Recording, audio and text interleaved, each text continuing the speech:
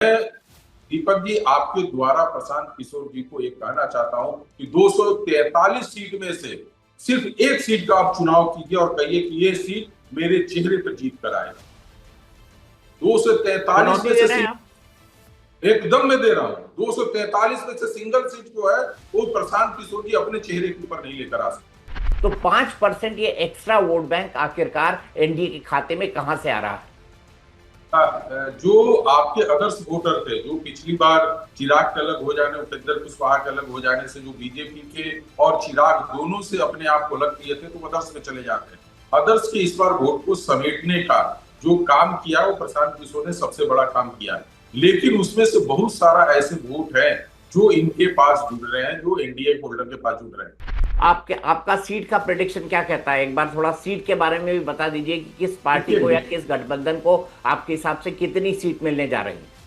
हाँ देखिए, जो सीटों का है, मेरा मानना है कि 160 सीटों तक एनडीए जा सकती है और 80 सीटों का मैं आंकलन लेकर चला कि हाईएस्ट 80 से 85 सीटों पे कहीं ना कहीं महागठबंधन की सीटें आ जाएंगी। तो प्रशांत किशोर को आप कहाँ आंकते हैं? इन चुनाव में आप कितने नंबर्स दे रहे हैं और कितने परसेंटेज वोट दे रहे हैं और वो वोट कहाँ से आ रहा है?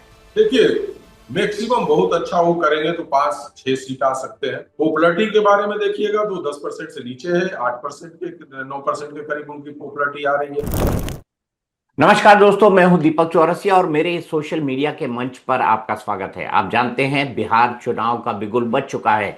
बिहार में 2 चरणों के अंदर चुनाव होंगे। 14 नवंबर को परिणाम आएंगे। पहला चरण है 6 तारीख और दूसरा चरण है 11 तारीख। ऐसे में अब सबकी निगाहें इस ओर लगी हुई हैं कि इस पूरे के पूरे चुनाव में कौन आगे चल रहा है, कौन पीछे चल रहा है, कौन किसको जोर और लगाना चाहिए और कौन ऐसा व्यक्ति है जो इस चुनाव को बदलने की या इस चुनाव में एक बड़ा फेरबदल करने की ताकत रखता है। आपको पता है बिहार के अंदर मुख्यतः 2 गठबंधन हैं। पहला है एनडीए का, दूसरा है महागठबंधन और जो तीसरी पार्टी दावा ठोक रही है उसका नाम है जनसुराज।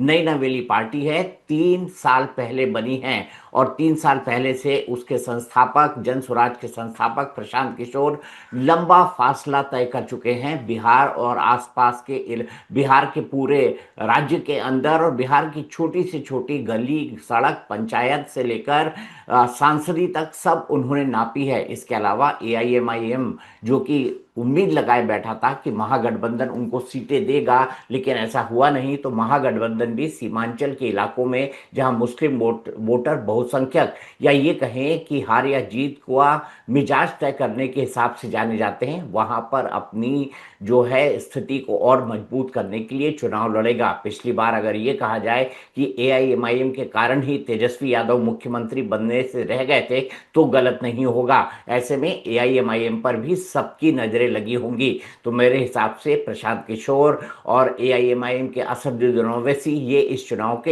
एक्स फैक्टर होने वाले हैं। लेकिन इन सबके बीच जैसे ही चुनाव की घोषणा हुई, चुनाव की घोषणा सोमवार को हुई थी, उसके साथ ही ओपिनियन पोल भी बाहर आ गए हैं। जो सबसे पहला ओपिनियन पोल आया है वो क्या कहता है, उसके हिसाब से आंकड़ों का अंकगणित क्या क्या बताता है, इन तमाम चीजों पर बात करने के लिए मेरे साथ हैं मेट्राइस के संस्थापक मनोज कुमार सिंह जी, जो कल ही अपना नया और लेटेस्ट ओपिनियन पोल लेकर आए हैं। मनोज जी, सबसे पहले आपका बहुत बहुत स्वागत है। ये जानना चाहूंगा कि आपका ओपिनियन पोल किस दिशा में जा रहा है। देखिए दीपक जी, ओपिनियन पोल जो है एक बिहार की कई तो रूपरेखा भी तय कर चुका है, जिससे यदि मैं कहूँ तो वो सीधा सीधा बहुमत दिखाते हुए दिख रहा है कि इस बार जो संगठन है या जो पार्टी या जो अलायंस जो है वो बहुमत में आएगी, वो एनडीए अलायंस को ही मान रहा है कि आएगी वहां पर। रही बात की आपने बहुत सारे प्रश्नों का एक बड़ा विश्लेषण भी अभी आप कर रहे थे कि एआईएमए का क्या होगा, प्रशांत किशोर क्या कर सकते हैं, चिराग और उपेंद्र कुशवाहा का क्या रोल होगा। तो मेरा मानना है कि बिहार में इन सारे फैक्टर पे काम हो रहे हैं और इस बार बीजेपी वो गलतियां नहीं करना चाह रही है जो उससे 2020 में हो चुकी है। तो अपनी गलतियों को सुधारने के लिए छोटे छोटे मुद्दों को भी बड़ा तरीके से सॉल्व कर रहे हैं। जैसे पिछली बार चिराग पासवान को वो नहीं मना पाए थे और चिराग पासवान अलग होकर चुनाव लड़े थे, वही उपेंद्र कुशवाहा आरएनडी के जो आरएनपी के जो अध्यक्ष है, वो भी जाकर एआईएमए के साथ बैठकर अपना चुनाव लड़े थे। लेकिन मैं तो कहूंगा कि उस समय जब उपेंद्र कुशवाहा उनके साथ गए, उससे भारतीय जनता पार्टी को लाभ ही हुआ, और सीमांचल में जो सीटें आई उसके कारण भारतीय जनता पार्टी कहीं ना कहीं जेडीयू के साथ मिलकर सत्ता पे काबिज हुई थी। तो ये स्थितियां हैं। लेकिन आज के डेट में मैं देखूं, बिहार के बारे के परिप्रेक्ष्य में करता हूं, तो जो शुरुआत महागठबंधन ने किया था, आज चुनाव के घोषणा के पहले से ही वो उससे पिछड़ते हुए नजर आ रहे थे। तो कहीं ना बेस एनडीए का मजबूत है बिहार। आप कह रहे हैं एनडीए का बेस मजबूत है, मैंने आपके डाटा को स्टडी किया है। डाटा आपकी बहुत महत्वपूर्ण बात कह रहा है। और मैं वोट परसेंटेज पे जाऊं उससे पहले आप कह रहे हैं कि एनडीए को एज है। ये एज कितनी बड़ी है, क्या इसके बारे में बता सकते हैं? उसके बाद हम, मैं सस्पेंस को जल्दी नहीं खोलना चाहता, डाटा को थोड़े इंतजार के साथ खुलवाना चाहूंगा। तो मुझे ये बताइए कि ये गैप कितनी बड़ी है महागठबंधन और एनडीए के बीच की। देखिए, इतनी बड़ी गैप हो गई है कि आज के डेट में मुझसे पूछेगा तो एनडीए बहुत सेफ स्थिति में आ गई है। जिस तरीके से नीतीश के स्वास्थ्य को लेकर बहुत सारे प्रश्न उठे, क्या अगले बार वो मुख्यमंत्री बनेंगे, अभी वो शासन करने की स्थिति में है कि नहीं है, इस बीच में बहुत सारे पॉलिसी ले आ रहे हैं बिहार में। ये बहुत सारे बेनिफिशियस इन्होंने अनाउंसमेंट किया, जिसमें महिलाओं को भी इन्होंने साधा, बेरोजगारों को साधा, और आंगनबाड़ी केंद्र, ये सारे जो भी सरकारी छोटे पैसे वाले थे उनको, पारा शिक्षक को भी इन्होंने साधा। तो सबको एक तरह से मिला जुला कर ये आगे बढ़ने की कोशिश करते हैं। तो कहीं ना ये मेरा मानना है कि सत्ता पक्ष को ये पता था कि कहीं ना कहीं हमारे प्रति इंडियन टेंडेंसी बन रहा है, उसको पाटने की भरसक ही लोगों ने कोशिश किया है। और उस कोशिश में मुझे कहीं कामयाब होते हुए भी दिख रहे हैं। और ये सिर्फ उसी के कारण नहीं हुआ, जिस तरीके से विपक्ष ने एक नेरेटिव सेट करने की बिहार में कोशिश किया था कि एसआईआर के द्वारा हम एक बड़ा मुद्दा खड़ा कर लेंगे। मुझे लग रहा है कि ये मुद्दा जो पिछले 6 महीने पहले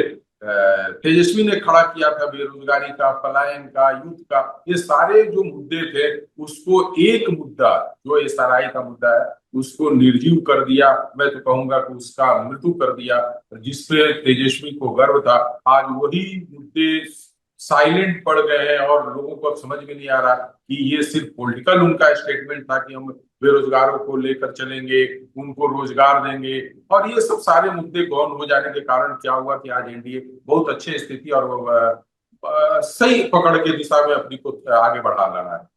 आपने कहा एनडीए सही दिशा में अपने आप को आगे बढ़ा रहा है। डाटा का पहला पार्ट में खोलता हूं और मैं आपसे ये जानना चाहता हूं कि आपने पिछली बार का, अगर आप वोट का परसेंटेज देखें तो 37.03% का डिफरेंस था दोनों पॉलिटिकल पार्टीज के बीच में, यानी महागठबंधन के बीच में और एनडीए के बीच में 0.03, मात्र 37-35% से थोड़ा ऊपर दोनों को वोट मिला था। इस बार ये आंकड़ा आपके हिसाब से 49% एनडीए के फेवर में और 36% जो है महागठबंधन के फेवर में जाता दिखाई दे रहा है। इतना बड़ा गैप।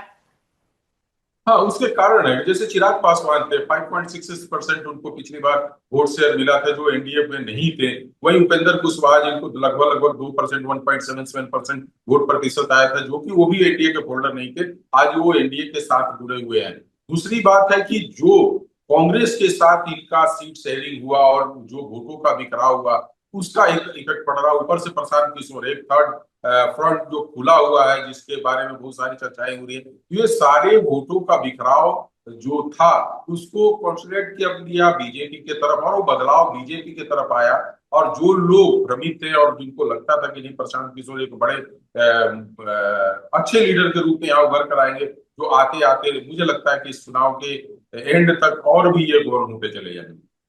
आपने कहा 49%, तो आपने कहा कि बाकी जो वोट, जैसे चिराग पासवान का वोट, जैसे उपेंद्र कुशवाहा का वोट उनको मिल रहा है, अगर दोनों को जोड़ दें तो भी वो 6-7% के आसपास, लगभग 6.5-7% के आसपास का वोट बैंक होता है। अगर 37 में 7 जोड़ दिए जाए तो भी 44 होते हैं। तो 5% ये एक्स्ट्रा वोट बैंक आखिरकार एनडीए के खाते में कहां से आ रहा है? जो आपके अदर्स वोटर थे, जो पिछली बार चिराग के अलग हो जाने, उपेंद्र कुशवाहा के अलग हो जाने से जो बीजेपी के और चिराग दोनों से अपने आप को अलग किए थे, तो अदर्स में चले जाते हैं। अदर्स के इस बार वोट को समेटने का जो काम किया वो प्रशांत किशोर ने सबसे बड़ा काम किया है। लेकिन उसमें से बहुत सारा ऐसे वोट है जो इनके पास जुड़ रहे हैं, जो एनडीए होल्डर के पास जुड़ रहे हैं। अभी आरजेडी के पास वैसा कोई वोट जोड़ने का कोई तरीका नहीं दिख रहा, और उनको उस तरीके से हम वोट प्रतिशत को बढ़ाएं, वो नहीं समझ में आ रहा है। यदि हम उनका ले ले 37% वोट जो पिछली बार का था, और उसमें से हम लगभग लगभग 7-8% घटा रहे हैं, तो वही 30 और 32% को वोट शेयर पे आते हैं। तो कहीं न कहीं पिछले जो गलतियां हैं जिसको सुधार कर बीजेपी आगे बढ़ रही है, और पिछली जो उपलब्धि है उसमें कहीं दिग्भ्रमित तेजस्वी हो गए हैं, और यही कारण है कि वोट प्रतिशत जो 49% आपको लग रहा है कि बहुत बड़ा है। अधिक सीटों का बंटवारा एनडीए फोल्डर में अच्छे तरीके से हो गया, तो ये हो सकता है कि वोट परसेंटेज में उतनी बढ़ोतरी हो या ना हो, सीटों में हो सकता है कि मैं कहीं फेल हो जाऊं और कुछ और आंकड़े आ जाए आपके पास। आपके आपका सीट का प्रेडिक्शन क्या कहता है? एक बार थोड़ा सीट के बारे में भी बता दीजिए कि किस पार्टी को या देखिए, किस गठबंधन को आपके हिसाब से कितनी सीट मिलने जा रही है। हाँ देखिए, जो सीटों का है, मेरा मानना है कि 160 सीटों तक एनडीए जा सकती है। जो मार्जिन ऑफ एरर 3% होता है, तो लोगों का कहना होता है कि भाई 3% मार्जिन ऑफ एरर दिखा रहे हैं, लेकिन सीटों में बहुत बड़ा डिफरेंस होता है। होता क्या है कि मार्जिन ऑफ एरर जो 3% है, कहीं पे 0.5% वोट के भी सिरक जाने से सीटों का वो कट ऑफ हो जाता है, तो सीटों में बहुत सारे अंतर आते हैं, लेकिन 3% इस कट ऑफ के बाद भी एनडीए को नुकसान होते हुए नहीं दिख रहा है। तो अभी 160 हम लेकर चल रहे हैं कि एनडीए आ जाएगा, और 80 सीटों का मैं आंकलन लेकर चला कि हाईएस्ट 80 से 85 सीटों पे कहीं ना कहीं महागठबंधन की सीटें आ जाएंगी। तो गठबंधन के सीटों में भारी गिरावट होते हुए दिख रहा, मैं मेरे हिसाब से 25 सीटों का उनको नुकसान होते हुए दिख रहा है। वहीं पे देखे कि जिस तरीके से चिराग पासवान के बारे में काफी चर्चाएं थी कि चिराग पासवान पिछली बार अकेले लड़कर 5.66% का वोट शेयर लेकर आए, और उन्होंने सीटों भी कुछ निकाल कर, लेकिन उनमें पिछली बार हुआ क्या कि उन्होंने जेडीयू को बहुत सारी सीटें को हरवा दिया है। मेरे जो आंकड़े थे उसके हिसाब से 17 सीटें थी जेडीयू, वो सिर्फ सिर्फ चिराग पासवान के कैंडिडेट के कारण हारती थी। चिराग पासवान नहीं खड़ा करे होते तो 17 सीटें उस समय भी जेडीयू में जुड़ सकती थी। तो ये सब कारण है, और ये सब जो आंकड़े हैं जो जाति के आधार पर आधारित है, बूथ के आधार पर आधारित है, महिलाओं के वोट पर आधारित है, तो ये सब सारे वोट है जो कहीं ना कहीं इनको एनडीए को 160 सीटों तक लेकर जा रहे हैं। आप एक एक करके मुद्दों की बात कर लेते हैं। आपके हिसाब से सबसे बड़ा मुद्दा क्या होने वाला है? देखिए, बेरोजगारी सबसे बड़ा मुद्दा रहता है दीपक जी, और ये नहीं कि इस चुनाव में, हर चुनाव में रहता है। लेकिन मुझसे काफी आप सीनियर हैं और आपने बहुत सारे चुनावों का कवर किया है। आप देखे होंगे कभी मुझे बेरोजगारी पे मुद्दे पे वोट होते हुए नहीं दिखा। महंगाई की बात करें तो एक बार दिल्ली की सरकार पे वोट हुआ था प्याज को लेकर, और वो एक अलग तरह का मुद्दा था, वो महंगाई मुद्दा नहीं था, एक प्याज का मुद्दा था जिसके कारण होते। तो महंगाई और बेरोजगारी, इस दो मुद्दे को मैं मानता हूँ कि इस पे फूल नहीं होते हैं। रही बात की आदमी किस पे वोट करता है, एक उनकी जो छवि होती है, जो उनके लीडर होते हैं, एक उसका पार्टी का बेस जो जाति के आधार पर आधारित होता है, तीसरा उसका बेस जो बनता है कि आप किन मुद्दों को या किस आधार पे आप वोट मांगने जा रहे हैं। तो नीतीश का सबसे बड़ा जो वोट बैंक, या चाहे एनडीए का जो सबसे बड़ा वोट बैंक को अधिक कहा जाए, तो महिलाओं का वोट बैंक है, जो उनको एक मुश्त देती है। और वो वोट बैंक को बनाने के लिए ही इन्होंने जो 10,000 रुपए इन महिलाओं को इन्होंने जो खाते में ट्रांसफर किया है, वो उन्होंने भेजा है। ऊपर से इन्होंने आंगनबाड़ी केंद्र को पैसा बढ़ाया है, ये पारा शिक्षकों का किया है, और बेरोजगारों का जो बेरोजगारी मुद्दा था उनको भी 1,000 रुपए देने के बाद तो ये सारे बेनिफिट, ये जो कहीं भी जो एक रेवड़ी बांटना या पैसा बांटना, तो ये सब बांटकर जो इनके वोटों का बिखराव हो रहा था उसको खींच कर अपने पास लाया है। और यही कारण है कि एनडीए जो है इतने बड़े मार्जिन पे आकर खड़ी है, और 49% वोट शेयर के बाद 160 सीटों का हमने जीतने का अनुमान लगा। आपने बताया गेम चेंजर योजना है, जैसे कल पटना मेट्रो का उद्घाटन हो गया, आखिरी मोमेंट पर 2-3 स्टेशन तक वो जा रही है। इसके अलावा 10-10 हजार रुपए महिलाओं के खाते में दिए गए। आशा वर्कर, जीविका दीदी, ड्रोन दीदी, आंगनवाड़ी वर्कर, इन तमाम लोगों को, जीविका दीदी, इन तमाम लोगों को जो मानदेय है वो बढ़ाया गया। इसके अलावा रसोइये, नाइट वॉचमैन, इन सब लोगों की तनख्वाह बढ़ाई गई। बेरोजगारों को भत्ता दिया गया। तो नीतीश कुमार समझ रहे थे कि 20 साल की एंटी इनकम्बेंसी बड़ी है, इसलिए उनको चुनाव से पहले कोर्स करेक्शन करने होंगे। जी एकदम। और इस पे उन्होंने किया, बड़े अच्छे तरीके से किया। आप देखें कि चुनाव के 1 महीने पहले से 15 या 20 दिन कहिए कि अनाउंसमेंट के पहले इन्होंने 10,000 रुपये ट्रांसफर कर दिए। ये भी एनडीओ को लगा कि यदि नीतीश कुमार अकेले देंगे तो उसका एक अलग जाएगा मैसेज, तो उन्होंने प्रधानमंत्री को भी साथ में लाया। 3 दिनों के बाद इसका फिर पैसे का ट्रांसफर किया गया। तो ये सब दोनों पार्टियां, यदि मुझे कहिए कि जेडीयू और बीजेपी दोनों मिलकर अपने रणनीति को एक अच्छे तरीके और एक अलग दिशा के रूप में और सही दिशा के रूप में लेकर जाते हुए दिख रहे थे। और जहां तक रही बात तेजस्वी की, तो मैं फिर बार बार कहता हूं कि एसआईआर का मुद्दा उनको चुनाव के रिजल्ट के दिन पता चलेगा कि कहाँ उनसे गलतियां हुई हैं, और उस गलतियों को सुधारने के लिए अभी दीपक जी कोई समय नहीं है। जब आप 6 महीना आंदोलन कर कर किसी मुद्दे को उठाते हैं और उसको जब बॉन कर देते हैं, तो चुनाव के बीच में किसी मुद्दे को खड़ा नहीं किया जा सकता। क्योंकि यह आंदोलन का रूप नहीं लेगा, इसमें लोगों को जोड़ नहीं पाएंगे, उनको उनके पास आप मैसेज नहीं, चूंकि आपके पास अब प्रचार का समय है कि आप अब प्रचार के रूप में निकले। तो ऐसे स्थिति में आकर आपके अंदर एक बिखराव होना, ये थोड़ा उनके लिए नुकसानदेह हो गया। और वही एनडीए अपने सारे वोटरों को कहीं ना कहीं साधते हुए एक अच्छे स्थिति में लाकर अपने को ले आई है। आपने कहा अच्छी स्थिति में लेकर ले आई है, लेकिन तेजस्वी यादव ने एक नया तेजस्वी यादव दिखने की कोशिश की। जब पिछली बार वो सरकार के अंदर आए थे, उन्होंने लोगों को रोजगार दिया, उन्होंने लोगों को नौकरी दी, सर्टिफिकेट बांटे। इसके बाद ये कहा कि तेजस्वी आएगा तो बेरोजगारी दूर होगी, रोजगार आएगा। उन्होंने पलायन का मुद्दा उठाया, उन्होंने बेरोजगारी का मुद्दा उठाया, उन्होंने शिक्षा का मुद्दा उठाया, उन्होंने स्वास्थ्य का मुद्दा उठाया। लेकिन वोट चोरी यात्रा ने सब मटिया मेट कर दिया। आपका आकलन ये कहता है मनोज जी? एकदम मेरा मानना है कि वोट चोरी का मुद्दा जो है, वो आकलन जो है वो पूरी तरह से नहीं कर पाए कि इससे मुझे क्या बेनिफिट मिलेगा। रही बात की, आपने कहा कि उन्होंने नौकरी दिया जब सरकार में आए, लोगों को बहुत सारी चीजों का उन्होंने किया।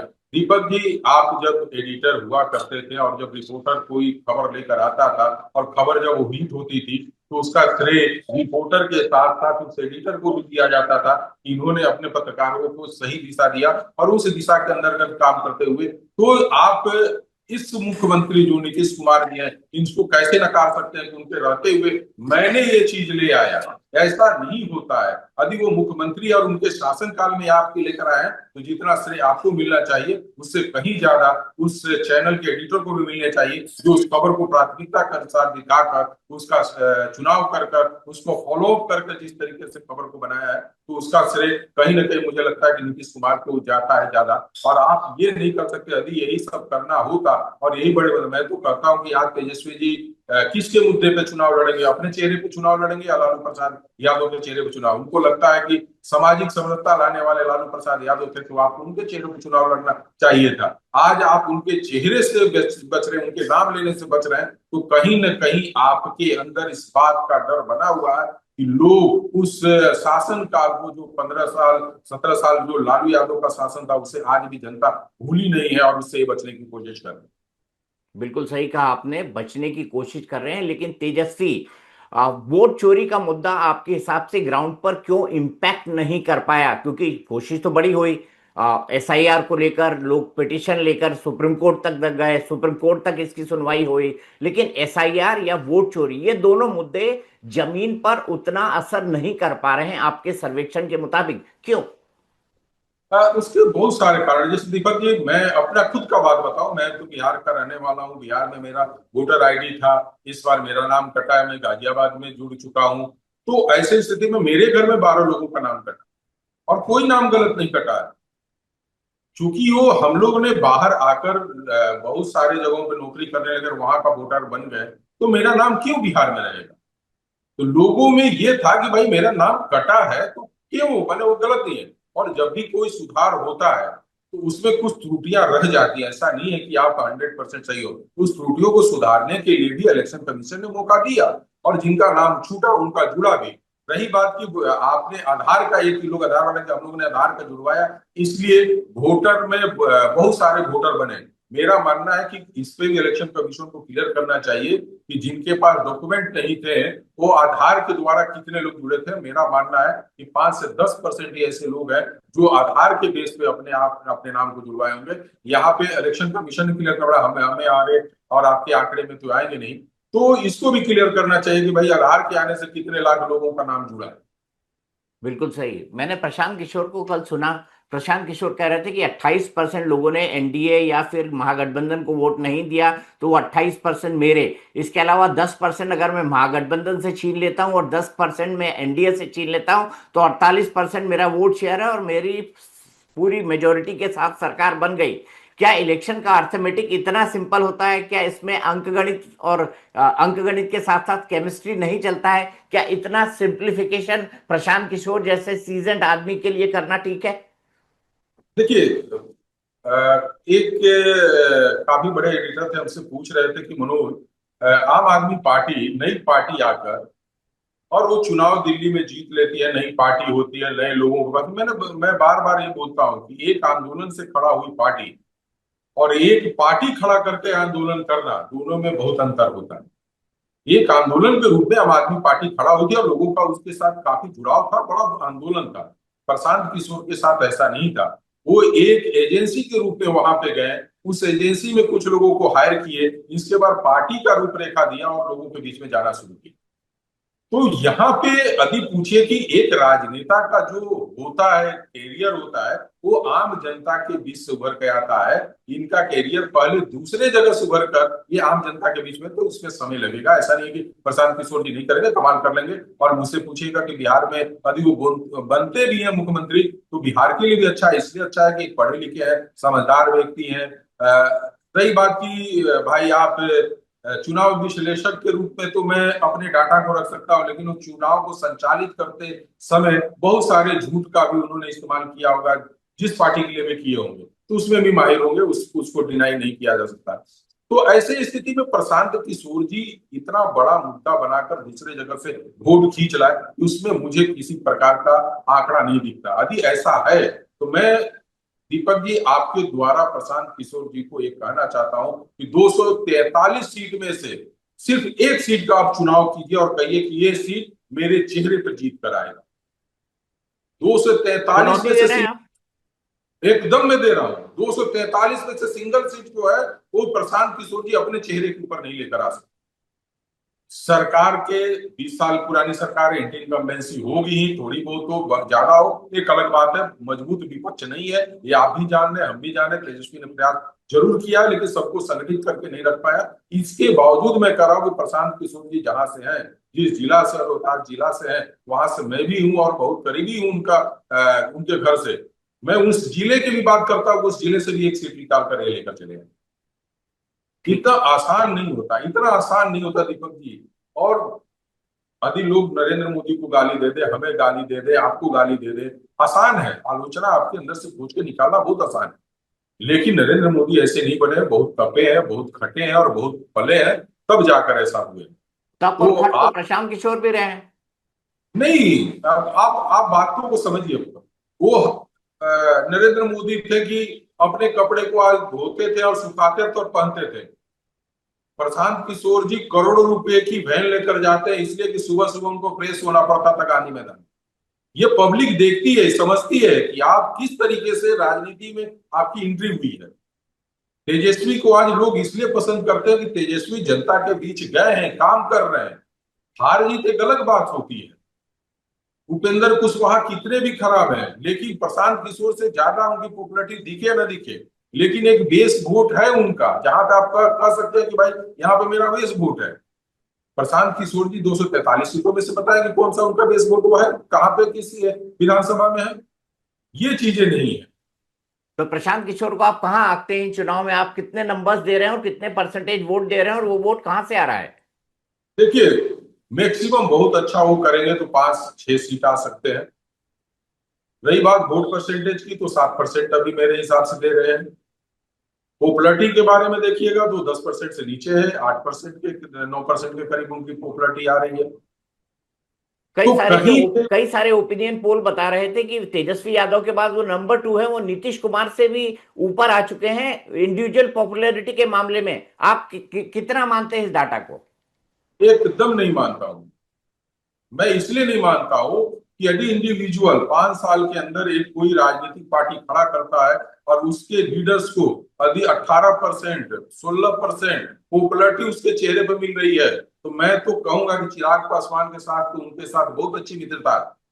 वो चिराग पासवान के साथ जुड़ जाए, और मैं गारंटी दे रहा हूं कि चुनाव यदि वो 18% तो सही है, तो चिराग पासवान ये दोनों मिलकर बिहार में एक बने बेहतर सरकार का संचालन कर सकते हैं और सत्ता में आ सकते हैं। क्योंकि यदि 18% इनका ले लें या 14% चिराग पासवान का ले लें, तो 22% किसी भी पार्टी के अंदर कि वोट पर शेयर मिल रहा चेहरे के आधार पर, तो आप सोच रहे हैं दीपक जी कितना वोट, कितनी सीटें आ सकती हैं इनको। यदि ये आंकड़े हैं वोट, देखिए व्यक्ति के ऊपर, बाबूलाल मरांडी को आप झारखंड में जब जाते थे, जेबीएम बना लिया था उन्होंने, सबसे पॉपुलर सीएम के रूप में उन्हीं को माना जाता था। लेकिन जब सीटों पे आते थे हम लोग, तो वो सीटें वो जीतते थे जो दूसरे पार्टी से लीडर आकर इनके यहाँ चुनाव लड़ते थे। यदि 9 सीटें जिसमें से 7 टूटकर बीजेपी में आ गए थे, वो 9 सीटों में 7 सीटें वो थी जो दूसरे पार्टी से लोग कर, बीजेपी हो चाहे आजसू हो, उनसे आकर लड़े थे और उनके यहाँ जीत कर आए थे। तो ऐसा नहीं होता है। प्रशांत किशोर जी भी वही करेंगे कि दूसरे पार्टी से जो टूट कर आए हैं उनको टिकट देंगे। यदि उनका अपना 30-40 हजार वोट है जो व्यक्ति इनके पास शामिल हो रहा है, तो कोशिश करेंगे कि कुछ अपने तरीके से कुछ कार्यकर्ताओं को संगठित करके 15-20 हजार वोट लाकर हम इस चुनाव को जीतें। तो उस व्यक्ति के आधार पर आप चुनाव जीत सकते हैं। ये कहना कि नहीं मैंने इसको चुनाव जिता कर रहा है और जनता मुझे और मेरे पार्टी जन स्वराज पार्टी को समर्थन दे रही, इसका मैं कतई विश्वास करने वाला नहीं। प्रशांत किशोर ने माना कि हाँ मैं वोट कटवा हूं, तो किसके वोट काटेंगे? एनडीए के काटेंगे या फिर महागठबंधन के? मुझे लगता है कि एनडीए का वोट कटने से उन्होंने रोक दिया। कैसे? रोक इसलिए दिया दीपक जी कि देखिए, भारतीय जनता पार्टी का जो बेस वोट है वो फॉरवर्ड क्लास है, बेस्ट क्लास है, और जिसको बनिया क्लास भी कहते हैं, यही है। और अभी इनका कह लीजिए कि जो महादलित बनाया है, कुर्मी कोयरी है, यही इनका बेस वोट था जो भारतीय जनता पार्टी। ये टूटकर ये सीधे चले जाते, पार्टी से नाराज होते तो आरजेडी के पास चले जाते। आरजेडी के पास वो रुक सकते थे, लेकिन प्रशांत किशोर ने अपने पास रोक लिया इसको। अब क्या होगा कि ये वो कम्युनिटी है जो हमेशा चाहती है कि हमारा व्यक्ति या हमारा मजबूत प्रतिनिधित्व राज्य में हो, तो उसको जब भी जीतते हुए भारतीय जनता पार्टी के कैंडिडेट दिखेंगे, ये वापस प्रशांत किशोर के से खिसक कर वो भारतीय जनता पार्टी के पास आ जाएंगे। और वही आरजेडी की स्थिति है कि आरजेडी के वोटर जो बेस वोट था मुस्लिम और यादव, ये टूटकर उनके पास आते हुए नहीं दिख रहा। अदर्स वोटर जो थे, जो 28%, 22%, 26% हमेशा बिहार में बने रहते थे, जो निर्दलीयों को चुनते थे, चाहे नोटा में डाल देते थे या इस तरह के थे, उसमें से एक बड़ा तबका, मैंने बड़ा वोट कहिएगा तो आते हुए दिख रहा, लेकिन इतना बड़ा वोट आते हुए नहीं दिखेगा कि हम चुनाव को जिता कर। आखिरी सवाल, असदुद्दीन ओवैसी, आपको क्या लगता है पिछली बार सीमांचल में 5 सीटों का जो कमाल उन्होंने किया था, इस बार वो ये कमाल कर पाएंगे?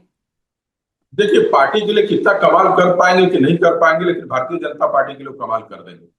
दीपक जी, एआईएमआईए का या किसी भी पार्टी में मुस्लिम लीडरों का जो चुनाव होता है, उसके क्वालिफिकेशन, उसके कार्यों पे नहीं होता। उनका जो चुनाव होता है उनकी दबंगई होता। वो समाज में कितना दबंग है, वो समाज के लिए कितना लड़े हैं, या समाज के लिए कितना एफआईआर दर्ज उनके ऊपर हुआ है, वो उनका क्वालिफिकेशन होता है कि उनके सिलेक्शन का विधायक के प्रतिनिधि ग्रुप में।